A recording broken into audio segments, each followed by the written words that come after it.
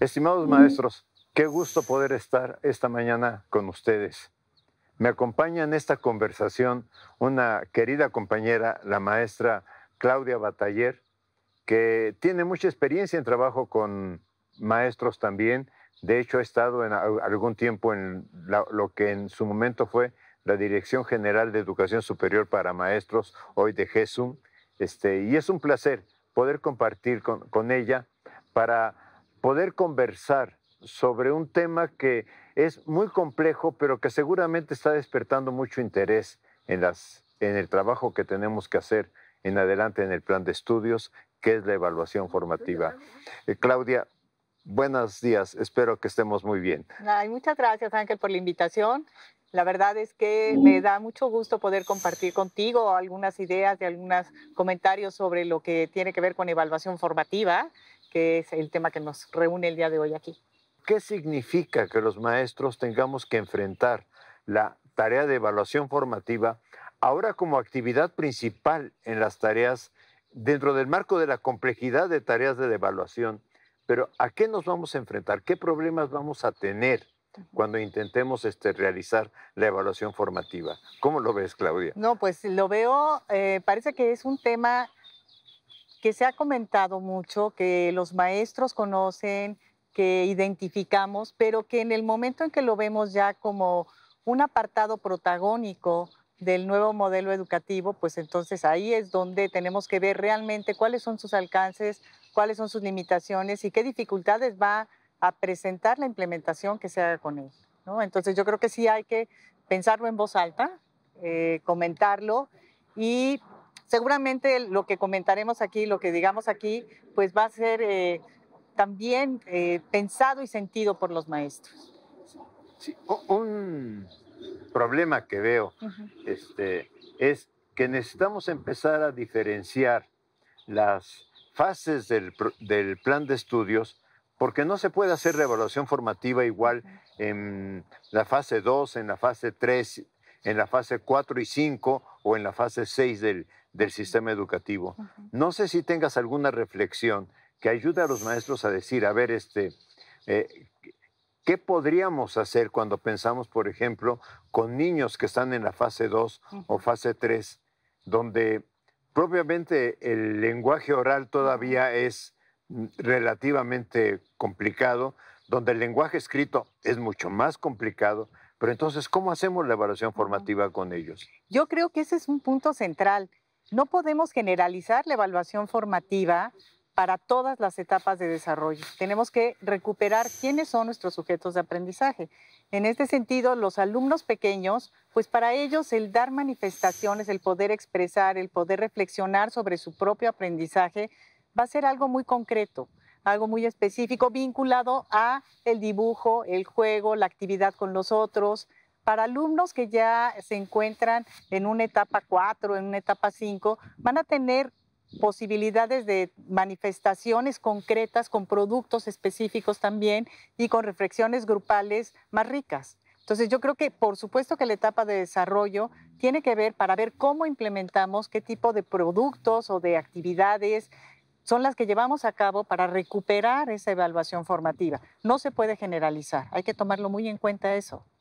Y yo pienso que algo muy importante es que los maestros tengamos en cuenta de que lo que se trata, por ejemplo, en todos los casos de diferente forma, Ujú. es que el alumno reflexione sobre qué está aprendiendo, qué dificultades está teniendo en el aprendizaje, pero sobre todo, qué tiene que hacer para mejorar. Ujú. Obviamente el niño de la fase 2 probablemente lo puede expresar en dibujos muy sencillos de qué Ujú. me gustó, qué me gustaría hacer, qué considero, dibujo lo que creo que he aprendido, etcétera. Ujú. Temas que con el alumno de la fase 4, 5 y 6 probablemente tengan que ser más de autorreflexión del estudiante. Y entonces aquí el problema para el docente es saber, ¿y dónde se hace esta reflexión? Ujú. ¿Hay un espacio particular para esta reflexión? Ujú. Y yo creo que, bueno, sí, espacios y maneras, ¿no? Los espacios no se pueden establecer. Si estamos hablando de que la evaluación formativa va junto con el proceso que implica regulación y autorregulación para el niño, no se pueden establecer concretamente algunos espacios ni vincularlos con los ejercicios de examen, sino que tienen que ser mirados de otra manera, ¿no? Tienen que ser pensados también por el maestro, pero también por los mismos alumnos. Yo creo que los alumnos pueden dar evidencias del proceso que están llevando a cabo a partir de las preguntas y buenas preguntas que se les hagan para ver cómo está haciendo el proceso, en qué van, qué se les ha dificultado, qué han resuelto con facilidad y que no lo hagan de una manera individual, sino que lo hagan también de manera colectiva. En este sentido, no solamente se trata de la reflexión del niño en un momento dado, sino de la reflexión con los otros. Y a lo mejor el mismo maestro puede ir seleccionando en qué momento es prudente hacer un alto en el camino, mirar y decir cómo vamos, hasta dónde vamos, qué es necesario mejorar, escuchando a los alumnos y también estableciendo él mismo su voz. Y eso me lleva a la necesidad de que él mismo también haga constantemente un acto de reflexión, de autorreflexión. El maestro que vea si las actividades y los recursos con los que está llevando a cabo el proceso de enseñanza-aprendizaje son los que se necesitan, qué puede mejorar, en qué momento. O sea, de alguna manera modelar con el ejemplo esa reflexión. Si el maestro aprende a reflexionar sobre su propia práctica docente, va a estar modelando a los niños el cómo se puede llevar a cabo un proceso de reflexión. Entiendo que lo que me estás diciendo, que es muy importante, es no hay, digamos, en la planeación didáctica que uno pueda decir, la evaluación formativa va a aparecer en la hora 35 o en el minuto 35, etcétera. Sino que el maestro tiene que tener mucha sensibilidad para ir viendo cómo va su grupo trabajando, en qué se está comprometiendo y también qué cosas su grupo no está pudiendo realizar. Y en función de ese, yo diría, timing pedagógico, no sé si el concepto lo podamos emplear, el maestro pueda ir diciendo, a ver, detengámonos un poquito y analicemos lo que está pasando. Pero también podría ser algo, sobre todo ya en la fase 3 en adelante y mucho más importante en la fase 5, donde el maestro utilice el examen también como un instrumento de retroalimentación. Esto es, sí, el examen, la pregunta 1 la obtuviste bien, la 2 mal, etcétera, pero ahora pensemos, ¿a qué se debió lo que nos pasó con las preguntas? Yo creo que esto que acabas de decir es algo muy importante. No debemos de satanizar los exámenes. El hablar de evaluación formativa quiere decir utilizar todos los recursos al alcance para poder acompañar el proceso de aprendizaje. Y también tenemos la obligación de formar a los alumnos en poder resolver diferentes tipos de ejercicios y de exámenes para que puedan afrontar el mundo de hoy. O sea, es importante, de acuerdo a la etapa de desarrollo, no le vas a poner a un niño de la fase 3 a que resuelva un examen estandarizado, ¿verdad? Pero a lo mejor alumnos ya de fases superiores sí deben de conocer esos instrumentos, saber cómo manejarlos, acompañarlos en que sepan responderlos. Y puede formar la retroalimentación de ese tipo de pruebas, podrían formar parte de la evaluación formativa. El cómo reflexiono contigo, qué te hizo sentir, inclusive el miedo que se le tiene al examen, se podría acompañar y podríamos formar para ir reduciendo ese tipo de actitudes y de emociones que se tienen cuando se enfrentan hacia pruebas o hacia retos que implican a lo mejor mayor formalidad, ¿no? Yo pienso que le estamos dando un tip muy importante a maestros y maestras. Esto es, la evaluación formativa solamente puede existir si el alumno se compromete a hacer una reflexión. Claro que para que el alumno se comprometa a hacer una reflexión sobre su aprendizaje, requerimos también que el maestro tenga la disposición a reflexionar, tenga la disposición a saber que a veces propusimos una actividad y no funcionó, y de alguna forma el no funcionó significa ¿y qué otras cosas podemos hacer?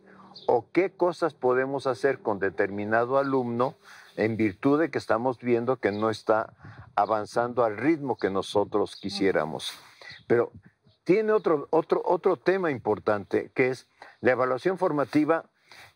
Mira el proceso, no mira tanto el resultado. Exacto. Sí, eso es algo muy importante. Vide Tardif, una de las cuestiones que ha escrito relacionadas con la educación, es que deberíamos de contemplarla no como una fotografía estática, sino como un video.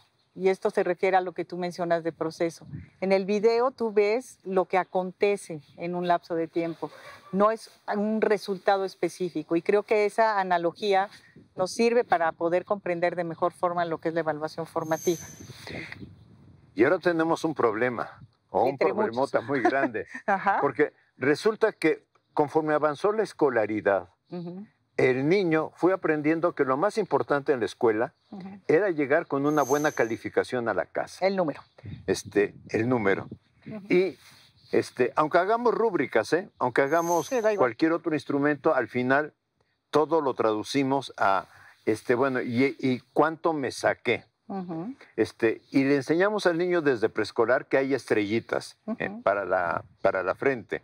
Y luego le vamos enseñando de alguna manera durante toda su escolaridad, tú obtienes un número y ese número te dice que es buen alumno o que eres mal alumno. Y los padres de familia y los medios de comunicación y las asociaciones civiles están esperando, parece que de la escuela que dé más números y mejores números, que preocuparse por qué procesos de aprendizaje tienen sus niños. Totalmente, existe esta mentalidad numérica. Alumnos de 6 y de 7 están en peligro, ¿no? Alumnos de 8, 9 y 10, entonces pueden ser considerados como buenos alumnos. Entonces, eso es una perversión, porque acabas preocupándote por si vas a tener 8, 9 o 10, ya no por cómo estás aprendiendo o qué estás aprendiendo, sino el número.